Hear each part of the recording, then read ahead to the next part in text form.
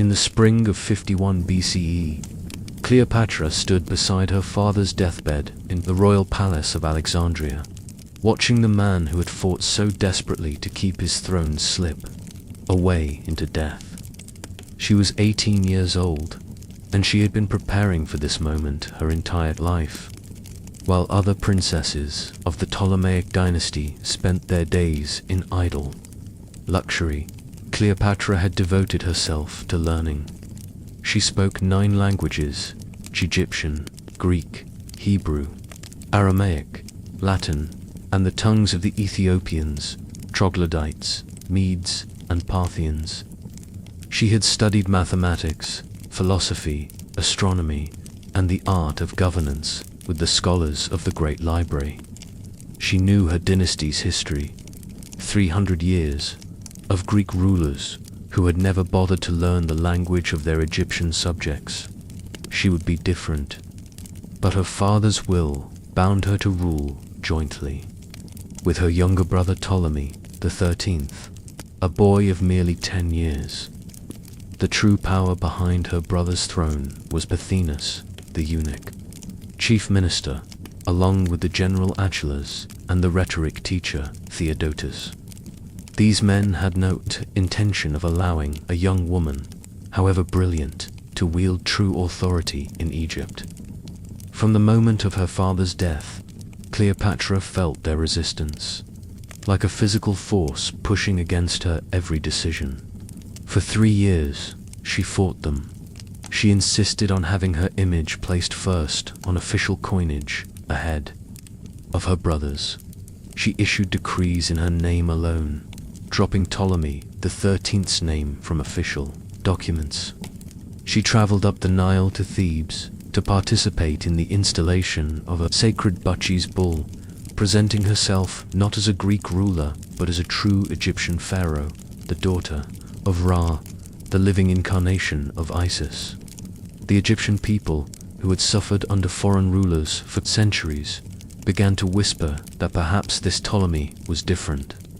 But Pothinus and his faction grew stronger.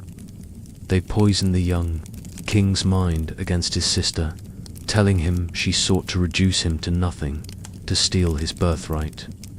In 49 BCE, as Rome descended into civil war between Julius Caesar and Pompey the Great, Cleopatra's enemies made their move. They drove her from Alexandria with a small band of loyal followers. She fled east toward the Syrian border, her dreams of ruling Egypt seemingly shattered before they had truly begun. Cleopatra did not surrender to despair. In exile, she gathered mercenaries and began building an army. She understood that the struggle for Egypt was not over, it had only just begun. And she understood something else. The civil war tearing Rome apart would determine Egypt's fate. Her kingdom was wealthy beyond measure, the breadbasket of the Mediterranean, and whichever Roman general controlled Egypt would possess the resources to dominate the world. In the autumn of 48 BCE, everything changed. Pompey the Great, defeated by Julius Caesar at the Battle of Pharsalus, fled to Egypt seeking refuge. He believed the Egyptians would welcome him. After all, Cleopatra's father had owed his throne to Pompey's intervention years before. But Pothinus and the young king, Ptolemy XIII, saw an opportunity. If they murdered Pompey and presented his head to Caesar, the victor in Rome's civil war would be grateful. They would secure Caesar's support and crush Cleopatra's hopes of regaining power. They were fools, Cleopatra thought when news reached her desert camp. They understood nothing of Roman politics, nothing of honor, nothing of Caesar himself. When Caesar arrived in Alexandria days later, pursuing his defeated enemy, he wept at the sight of Pompey's severed head. The murder dishonored both the dead man and Caesar himself, robbing him of the chance to show clemency to his former ally. The Egyptians had made a terrible miscalculation. Cleopatra saw her moment Caesar had arrived with only a small force, perhaps 4,000 men. He installed himself in the royal palace, declaring he would settle the dispute between the corollers of Egypt. This was her chance, perhaps her only chance, but Alexandria was controlled by her enemies. The city's garrison numbered over 20,000 soldiers loyal to her brother and Parthena. The palace was surrounded. How could she possibly reach Caesar? She made a decision that would become legend. With only her loyal servant Apollodorus, she had herself smuggled into the palace, rolled up in a carpet.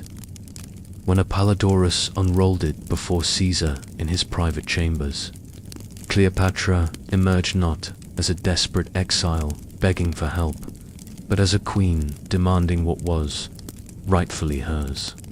She was 21 years old. Caesar was 52, the most powerful man in the world, a general who had conquered Gaul and crossed the Rubicon to seize Rome itself. But Cleopatra did not come to him as a supplicant. She spoke to him in perfect Latin, matching his wit with her own, discussing philosophy and politics as an equal. She explained Egypt's strategic importance, its wealth, its grain that fed Rome's masses. She made him understand that supporting her was not a favor, but an investment in Rome's future. And she did something else, something her Greek ancestors had never done. She presented herself as the living goddess, Isis, the divine ruler of an ancient civilization that had built pyramids when Rome was nothing but shepherds on 7 hills. Caesar was captivated. Here was a woman of extraordinary intelligence and charisma, a queen who could be a true ally in the East.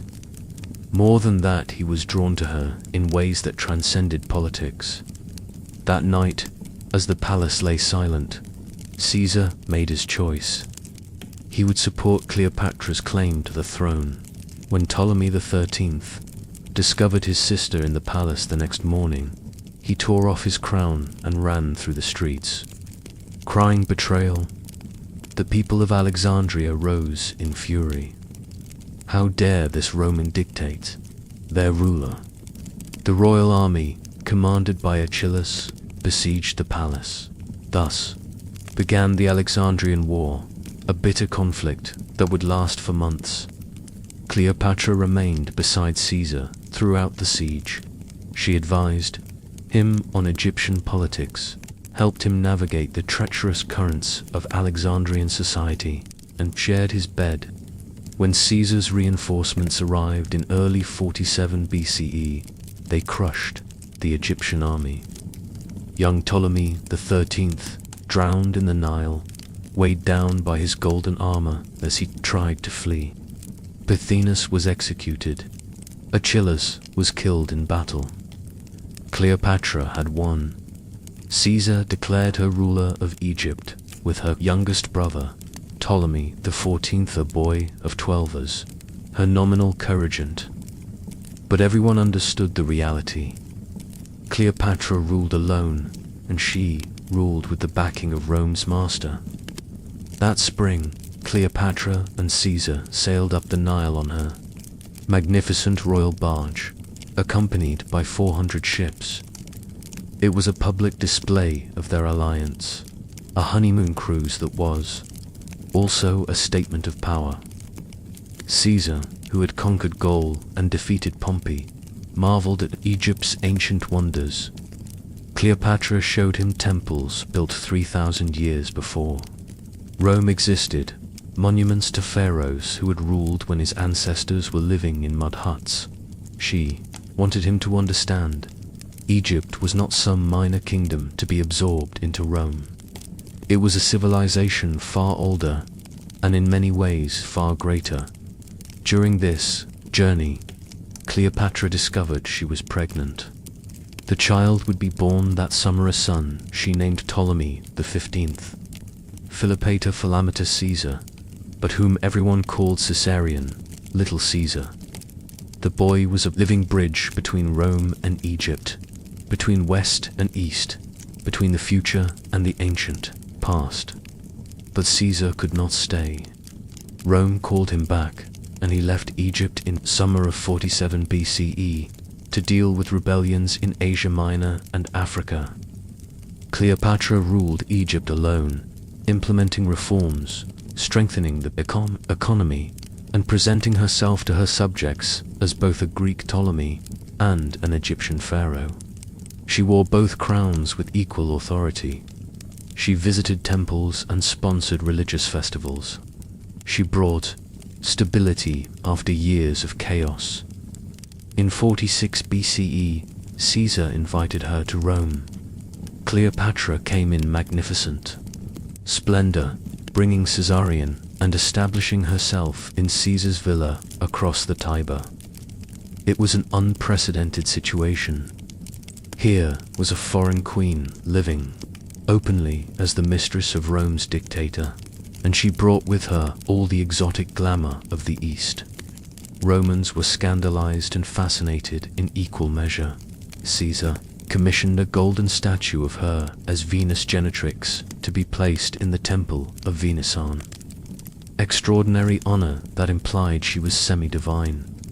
Cleopatra observed Roman politics with her keen intelligence. She saw how Caesar accumulated power, how he was named dictator for life, how he was showered with honors that blurred the line between mortal and god. She saw, too, the growing resentment among Rome's senators, the whispers that Caesar wanted to be king. She understood the Romans' hatred of monarchy, their pride in their republic, even if it was now a republic in name only. She must have advised him to be careful. Caesar was planning a great campaign against Parthia, Rome's enemy in the east. After that, he would return in triumph, and perhaps then he could fully reshape Rome. But on the Ides of March in 44 BCE, before he could leave for the east, the senators struck. They murdered Caesar at the foot of Pompey's statue, stabbing him 23 times. Cleopatra was still in Rome when it happened. The city erupted into chaos. Caesar's assassins declared they had killed a tyrant to restore the Republic. His supporters swore vengeance. In the Forum, Mark Antony read Caesar's will to the people, but the will made no mention of Caesar. Caesar had named his great-nephew, Octavian, as his primary heir. Cleopatra's son, Caesar's only biological child, was ignored. She fled Rome with Caesarion, returning to Alexandria as civil war once. Again engulfed Rome. She had lost her protector, her ally, and possibly her lover. But she still had Egypt, she still had her throne, and she still had Caesar's son. She would wait and watch, and when the time came, she would act again. For 3 years, Cleopatra maintained her position as civil war ravaged the Roman world. Caesar's assassins, Brutus and Cassius, fought against Caesar's heirs, Mark Antony and Octavian. Both sides demanded Egypt's support, its wealth, its grain, its resources. Cleopatra played a careful game, sending some aid but committing fully to neither side, waiting to see who would emerge victorious. In 42 BCE, at Philippi, in Macedonia, Antony and Octavian crushed Caesar's assassins. The Roman world was divided. Octavian took the west, Antony took the east, and Antony needed Egypt. In 41 BCE, he summoned Cleopatra to meet him at Tarsus in Sidon. She was now 28 years old, an experienced ruler who had survived court intrigues, civil war, and Roman interference. She would not come to Antony as a subordinate answering a summons. She would come as a queen greeting a potential alliand. She would make an entrance he would never forget.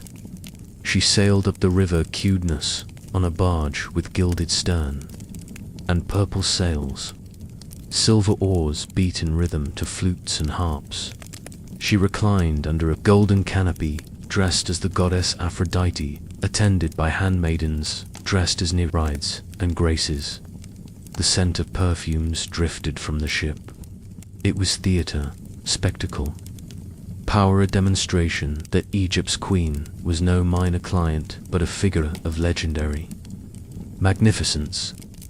Antony was captivated, just as Caesar had been, but in a different way. Where Caesar had been disciplined and intellectual, Antony was passionate and sensual. He loved luxury, celebration, good wine, and beautiful women.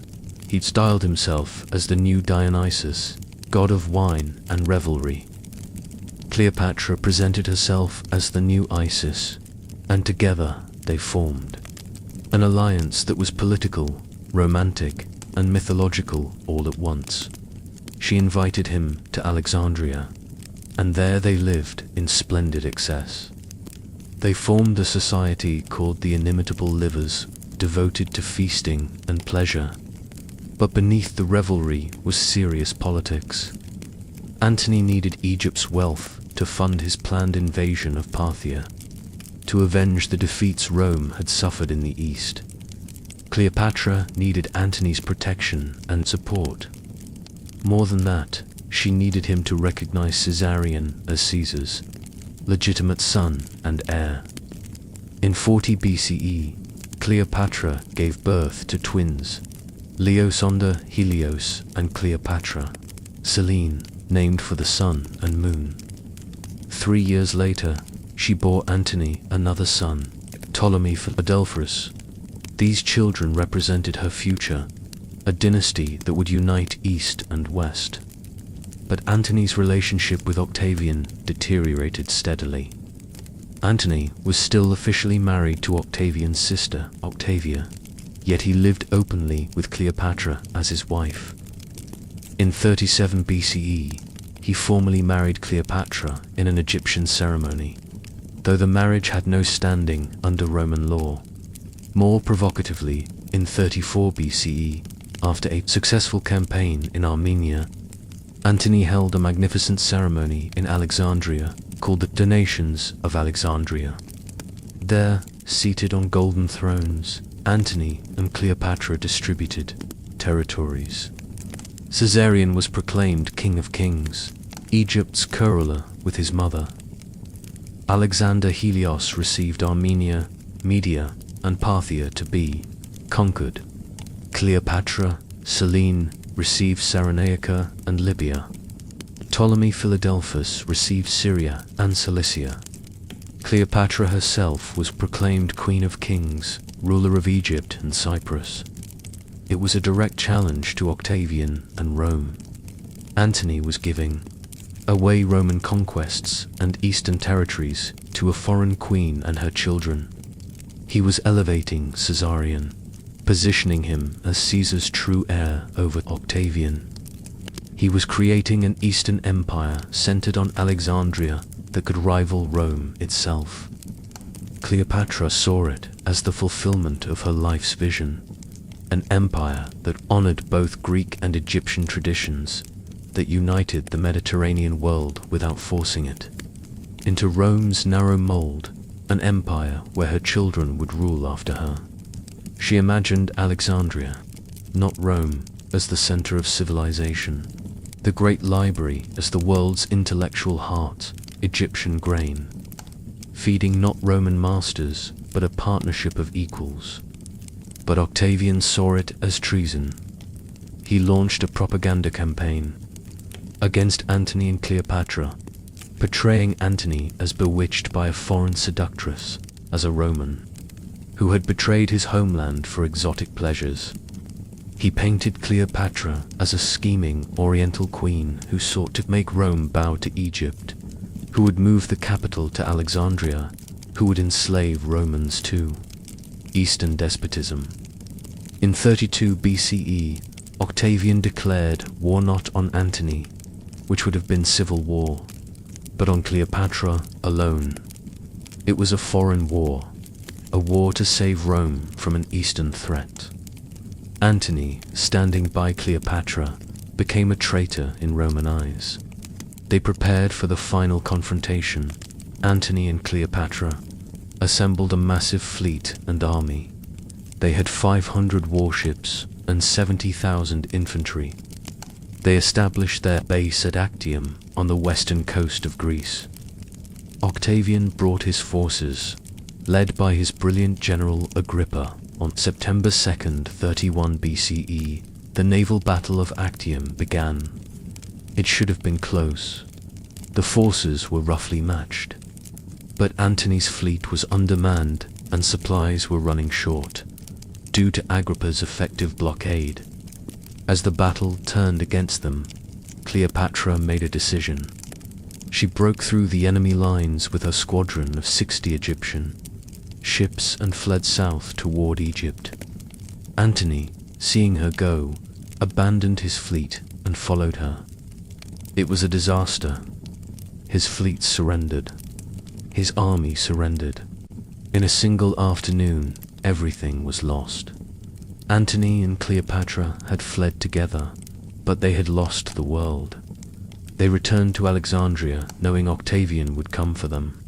For a few months, they tried to maintain normalcy, but the end was inevitable. Antony's spirit was broken. The man who had been Caesar's strongest general, who had defeated Caesar's assassins, who had celebrated triumphs and ruled half the Roman world, had become a shadow. He tried to negotiate with Octavian, but Octavian's terms were clear. Antony must die, and Cleopatra must surrender. Cleopatra still schemed for survival. She tried to negotiate directly with Octavian, offering to abdicate in favor of her children. She began building escape ships, thinking perhaps she could flee to India or Arabia, beyond Rome's reach. She fortified her mausoleum and filled it with treasure, threatening to burn Egypt's wealth if Octavian pressed her too hard. In July of 30 BCE, Octavian's forces reached Alexandria. Antony led a cavalry charge that briefly pushed them back, his old courage returning for one final moment. But the next day, his fleet and cavalry defected to Octavian. The city was lost. Believing Cleopatra had killed herself, Antony fell on his sword butt. The blow did not kill him immediately. Cleopatra had barricaded herself in her mausoleum with her handmaidens, Charmian and Iris. Word reached her that Antony was dying. She had him brought to the mausoleum, and there, unable to open the sealed doors for fear of Octavian's soldiers, she and her women hauled him up through a window using ropes. In her arms, Antony died, the last of the Roman civil wars, ending in a tomb in a foreign land. Cleopatra was now alone. Octavian's forces captured her, and the young Roman leader came to negotiate. He was cold, calculating, utterly unlike Caesar or Antony. He showed her respect but made his intentions clear. She would be brought to Rome to march in his triumph, displayed as a conquered enemy queen, paraded through the streets as Julius Caesar had once paraded the king of Gaul. Cleopatra understood that this was her fate, to be humiliated before jeering Roman crowds, to be shown as an example of Roman might, to watch her life's work reduced to a spectacle. She, who had ruled Egypt for 22 years, who had been the lover of Rome's greatest men, who had tried to forge a new world order, she would be reduced to a trophy. She requested permission to visit Antony's tomb one final time. Octavian granted it. There, she said her farewell to her last ally, her last love. Then she returned to her chambers. What happened next became legend. On August 10th, 30 BCE, Cleopatra arranged her death. The ancient sources say she used an asp, a poisonous snake, smuggled to her in a basket of figs. Modern historians suspect poison, perhaps a mixture she had, prepared herself using her knowledge of herbs and toxins. She dressed in her royal regalia, the crown of Upper and Lower Egypt, upon her head, and died as she had lived as a queen on her own terms. Her handmaidens, Charmian and Iris, died with her, choosing loyalty to their queen over survival. When Octavian's guards burst into the chamber, they found Cleopatra, dead upon her golden couch, Iris dead at her feet, and Charmian barely alive, adjusting her mistresses, crown with her final breaths. Cleopatra was 39 years old. With her died the Ptolemaic dynasty that had ruled Egypt for 300 years. With her died Egyptian independence. Egypt became a Roman province, its vast wealth flowing to Rome, its grain feeding Roman citizens, its glory absorbed into the empire. Octavian had Caesarion murdered. Caesar's son could not be allowed to live as a rival. But he spared Cleopatra's 3 children by Antony. Alexander Helios, Cleopatra, Selene, and Ptolemy Philadelphus were brought to Rome to march in Octavian's triumph. Then, raised by Antony's widow Octavia, Cleopatra Selene eventually became Queen of Mauritania, the only one of Cleopatra's children to have a significant historical role. In death, Cleopatra became myth. Roman writers portrayed her as a dangerous seductress who had nearly destroyed Rome through her wiles. Medieval Christians saw her as a symbol of Eastern decadence. Renaissance artists painted her dramatic suicide. Poets wrote of her beauty, her passion, her tragedy. But behind the legend was the reality. A brilliant, multilingual scholar who had ruled one of the ancient world's great kingdoms during a time of unprecedented turmoil.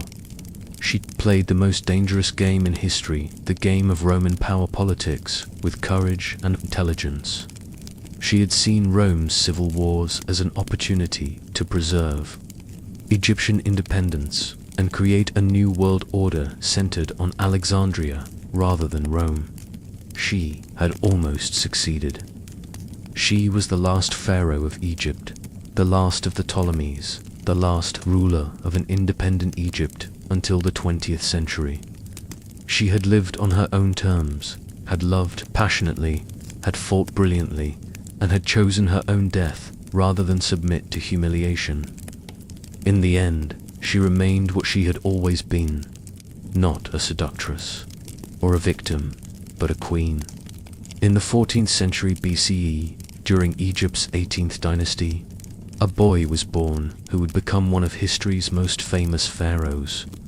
His name was Tutankhamun, later changed to Tutankhamun. He was born around 1341 BCE, the son of the controversial pharaoh Akhenaten. Akhenaten had revolutionized Egyptian religion by abandoning the traditional gods and worshipping only one deity, the sun, Disketen. This religious revolution created chaos throughout Egypt. The powerful priests of Ammon lost their influence and wealth.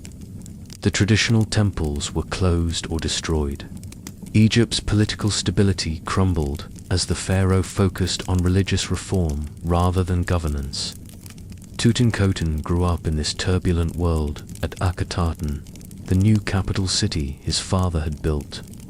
The young prince witnessed the anger and resentment that his father's reforms had created. When Akhenaten died around 1332 BCE, Egypt was in crisis. A brief reign by the mysterious pharaoh Smenkhkare followed. Then, at just 8 or 9 years old, Tutankhamun ascended to the throne of Egypt. He was far too young to rule alone. Power was actually held by 2 older advisors, who may have been related to the royal family, and Horemheb, the commander of Egypt's military forces. These men would guide the young pharaoh and make the real decisions. The advisors quickly moved to restore the old religious order. Within 2 years of taking the throne, the young pharaoh changed his name from Tutankhamun to Tutankhamun. This name change was deeply symbolic. It meant abandoning the worship of Aten and returning to Amun, the traditional king of the gods. The royal court moved from Akhetan back to the ancient capital of Thebes. The temples of the traditional gods were reopened and restored. The priests of Amun regained their power and wealth. Egypt began to heal from the religious upheaval of the previous reign. Tutankhamun married Ankhesenamun, who was likely his half-sister. Royal incest was common in ancient Egypt as pharaohs sought to keep the royal bloodline pure. Ankhesenamun was the daughter of Akhenaten and the famous queen Nefertiti. She had also changed her name from Ankhesenpoten to reflect the return to traditional religion. The young couple tried to produce an heir to secure the dynasty. 2 daughters were conceived, but both were stillborn. Their tiny mummified bodies were later found in Tutankhamun's tomb. This tragic failure to produce an heir would have enormous consequences for Egypt's future. Despite his youth, Tutankhamun's reign saw important restoration work throughout Egypt. Inscriptions credit him with repairing temples and monuments that had been damaged or neglected. He commissioned new statues and buildings to honor the traditional gods. Trade routes were reopened and Egypt's economy began to recover. However, most historians believe these achievements were really the work of his advisors, Ai and Horemheb. The young pharaoh was likely too inexperienced to direct such complex projects himself. Modern scientific studies have revealed much about Tutankhamun's physical condition. He suffered from several genetic disorders, likely caused by generations of royal inbreeding. He had a severe clubfoot that would have made walking difficult and painful. Over 130 walking sticks were found in his tomb to help him move around. He wore special orthopedic sandals designed to support his damaged foot. Some of these sandals had images of Egypt's enemies painted on the soles so he could symbolically trample them with every step.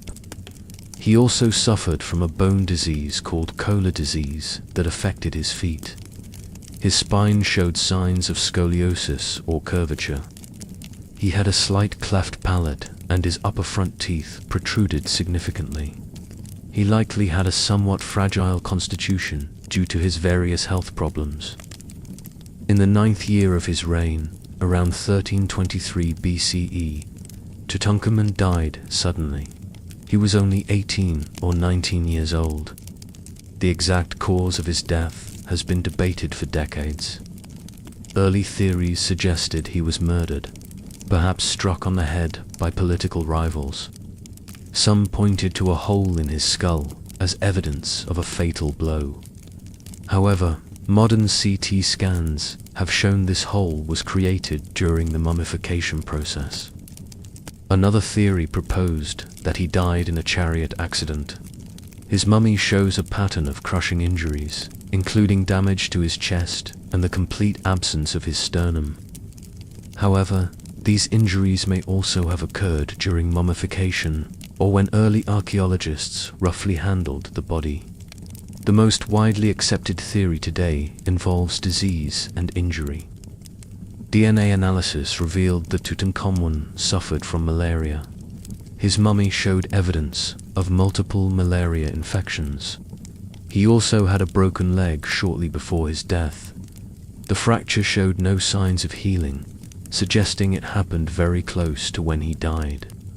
Most experts now believe he died from a combination of factors. The broken leg became infected, possibly leading to gangrene. Combined with malaria and his already weakened immune system, his body could not fight off the infection. He died suddenly, probably within days of the injury. His death threw Egypt into crisis once again.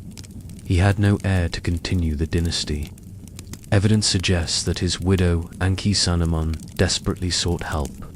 A letter was found from an Egyptian queen to the Hittite king, Egypt's traditional enemy. The letter begged for a Hittite prince to marry her and become pharaoh.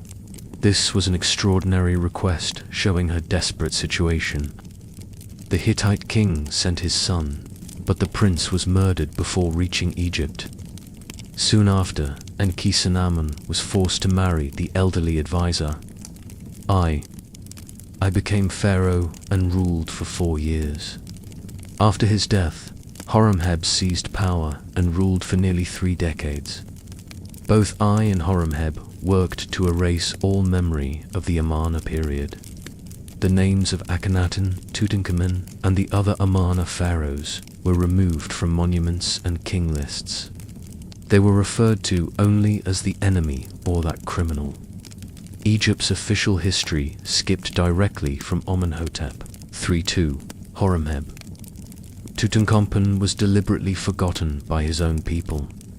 His brief reign was considered part of a shameful heresy that needed to be erased. Ironically, this attempt to erase his memory helped preserve his tomb. Because he was forgotten, ancient tomb robbers didn't know exactly where to look for his burial. His burial was rushed and chaotic. The young pharaoh's death was so sudden that a proper royal tomb wasn't ready. Instead, he was buried in a small tomb originally intended for a nobleman. The tomb had only 4 small chambers compared to the vast complexes built for other pharaohs. The burial goods were assembled hastily. Some items in the tomb showed signs of having been made for other people and repurposed for Even so, the tomb was filled with treasures. Over 5,000 objects were crammed into the small space. Golden statues, elaborate furniture, chariots, weapons, jewelry, clothing, food, and wine accompanied the young king into the afterlife. If this was a hasty burial in a modest tomb, historians could only wonder at what the fully prepared royal tombs must have contained. The tomb was sealed, and workers built their huts directly over the entrance. When Ramesses VI built his nearby tomb decades later, rubble from the construction was dumped over Tutankhamun's entrance. The location was completely forgotten and buried under debris. Ancient tomb robbers broke into nearly every other tomb in the Valley of the Kings. They did briefly enter Tutankhamun's tomb, probably within a few years of the burial. They stole some small valuable items, like oils and cosmetics. But they were apparently caught or scared away before they could reach the burial chamber. The tomb was resealed and remained undisturbed for over 3,000 years. For 3 millennia, the tomb lay hidden beneath the desert sand. Countless travelers walked unknowingly over the buried entrance. By the 19th century, European archaeologists became fascinated with ancient Egypt. They began systematic excavations in the Valley of the Kings. One by one, the tombs of the great pharaohs were discovered. All had been thoroughly robbed in ancient times. By the early 20th century, most experts believed the valley had been completely excavated. Any remaining tombs would surely be empty like all the others. But a British archaeologist named Howard Carter believed otherwise. He had spent years studying ancient records and mapping the valley. Carter was convinced that one tomb remained undiscovered, that of the obscure Pharaoh Tutankhamun. He persuaded a wealthy British nobleman, Lord Carnarvon, to fund a search. For 6 years, Carter's team methodically excavated the valley. They moved thousands of tons of sand and rubble. They found nothing. By 1922, Lord Carnarvon was ready to give up. He told Carter this would be the final season of excavation. Carter convinced him to fund one more attempt.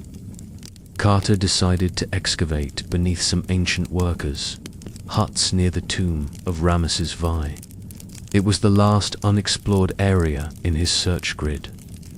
On November 4th, 1922, just days into the new season, a worker's tool struck something hard.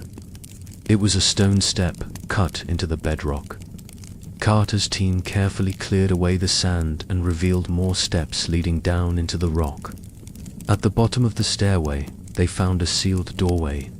The door bore the seal of the royal necropolis. Carter could barely contain his excitement, but he ordered the stairway filled in again. He sent a telegram to Lord Carnarvon in England. It read, "At last have made wonderful discovery in valley. A magnificent tomb with seals intact. Recovered same for your arrival. Congratulations." 3 weeks later, Lord Carnarvon arrived with his daughter, Lady Evelyn. On November 26, 1922, Carter and his team cleared the stairway again.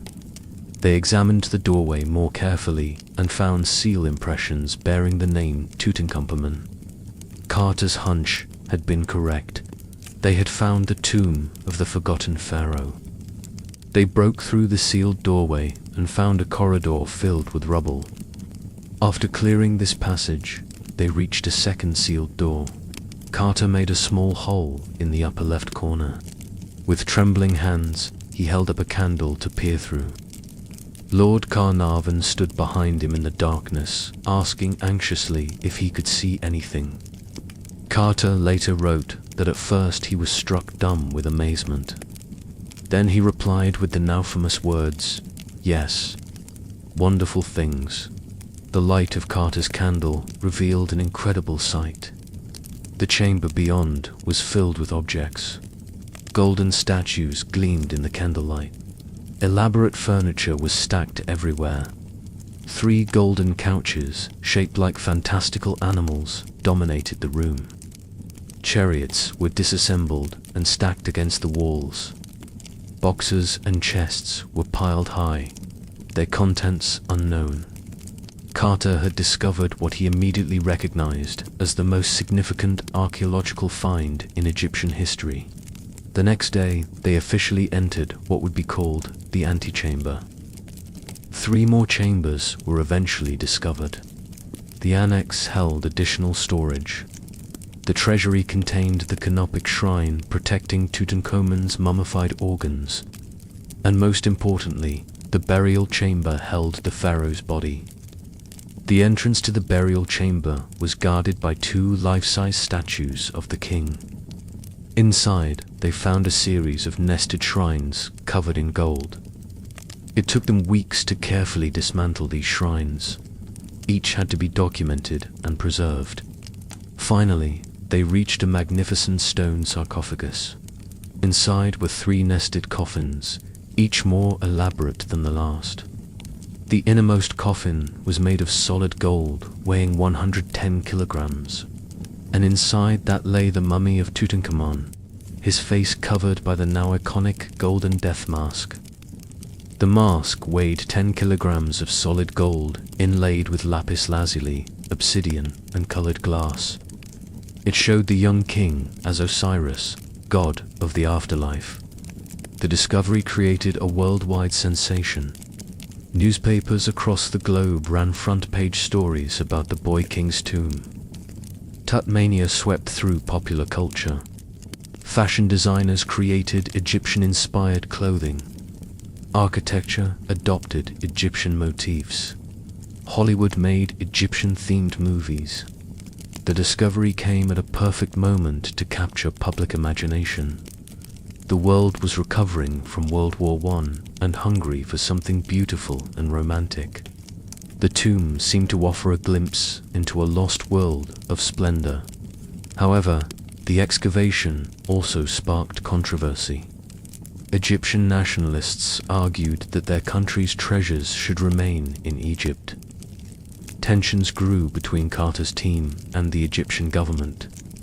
Lord Carnarvon had sold exclusive rights to the story to the Times of London. Other newspapers and the Egyptian press were furious at being excluded. Then tragedy struck. In April 1923, just months after the discovery, Lord Carnarvon died in Cairo. He had been bitten by a mosquito and the wound became infected. He developed pneumonia and died at age 56. Newspapers immediately connected his death to the tomb. They wrote of an ancient curse that would kill anyone who disturbed the pharaoh's rest. The curse of the pharaohs became a media sensation. Every subsequent death of anyone connected to the excavation was attributed to the curse. In reality, there was no curse. Most people involved in opening the tomb lived long lives.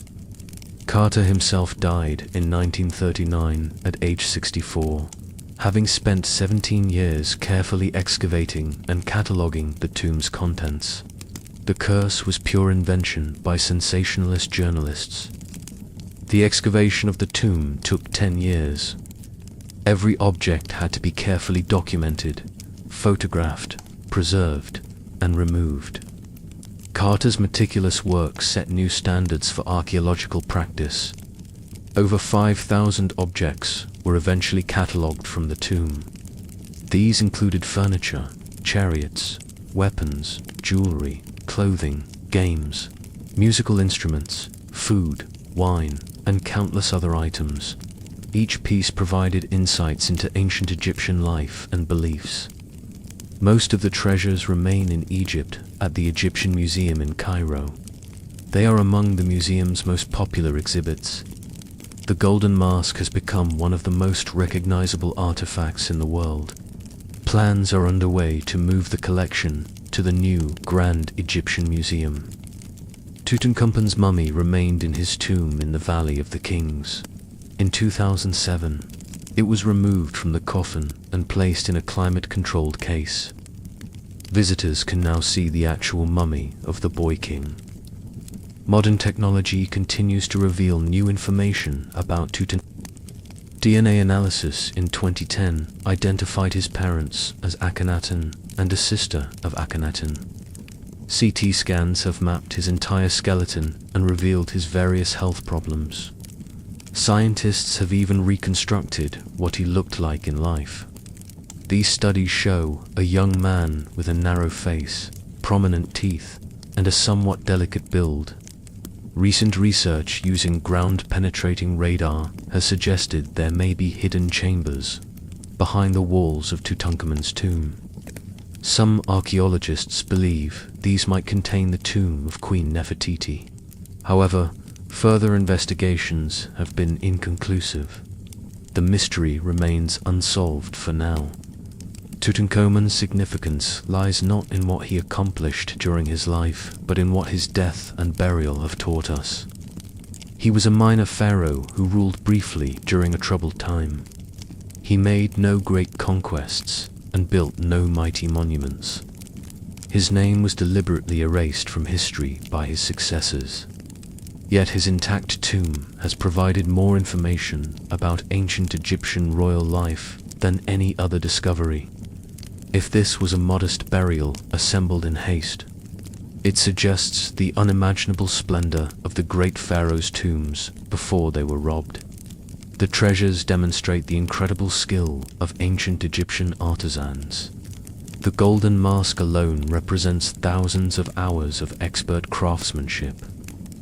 The tomb also reveals Egyptian beliefs about death and the afterlife.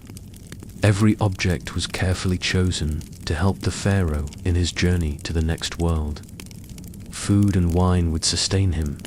Furniture and games would entertain him. Weapons and chariots would allow him to hunt in the field of reeds. Magical texts inscribed on the walls and objects would protect him from dangers.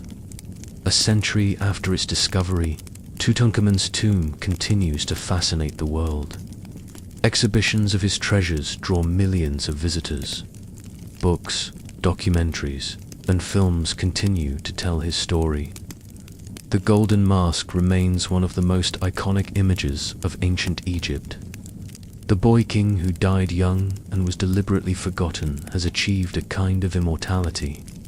His name is now more famous than the powerful pharaohs who tried to erase it. He has become the face of ancient Egypt in popular imagination. Through the accident of his tomb's survival, Tutankhamun speaks to us across more than 3 millennia. He reminds us of the brilliance of ancient Egyptian civilization and the universal human desire to defeat death through memory and legacy. The forgotten pharaoh has become unforgettable.